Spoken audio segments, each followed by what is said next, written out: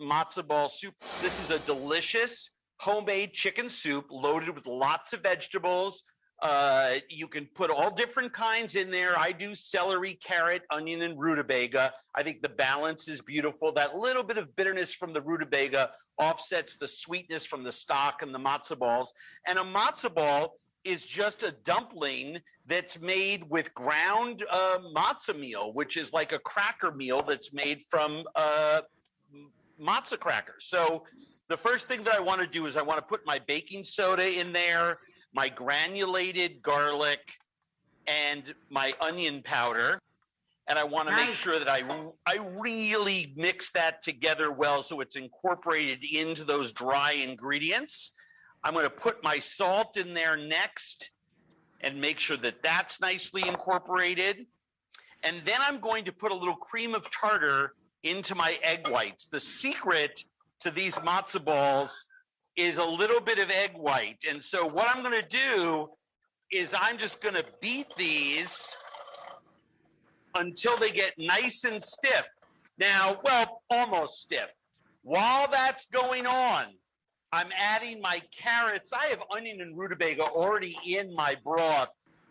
The secret to the broth is that I do a double broth. I'll take chicken stock or a nice chicken broth, and then I'll poach a whole chicken in it. And once you get your egg whites, this sort of like foamy balance, we're going to add. So beautiful. It's nice. I mean, it doesn't make them more of a floater, and you know I like floaters, not sinkers when it comes to matzo balls. But you just combine this with the schmaltz and the egg yolks. That schmaltz is so important. So important because that rendered chicken fat, which if you know, I make my own because I roast a lot of chickens and I cook a lot of chickens, but you can buy schmaltz in any supermarket. And once it's combined, seal it up with some plastic wrap and get that in the fridge. Let it sit for at least an hour so the matzo meal can absorb all of the that, liquids. Moisten your hands. And I have this chicken soup with those vegetables sort of gently simmering. I'm just going to turn this up a notch to make sure that it's moving.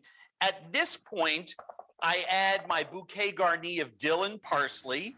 And then I make golf ball size matzo balls. I always keep a little thing of water because you'll find that moistening your hands really helps to roll the balls and keep them. You don't want to overwork them or have them be too tough, but you want them to be uniform.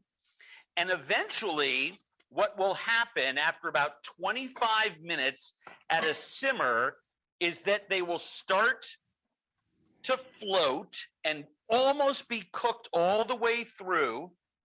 And one of the key ingredients here, this has already been seasoned, but I'm going to add a little fresh green, a little dill, and a little parsley. I'm going to give this a stir, and we're going to serve this up there. I like low flat bowls for this soup, and here's why. Me too.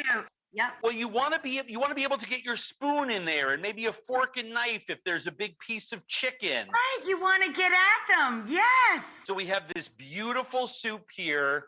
I like to give 2 portions of matzo balls. This is about as classic as it gets.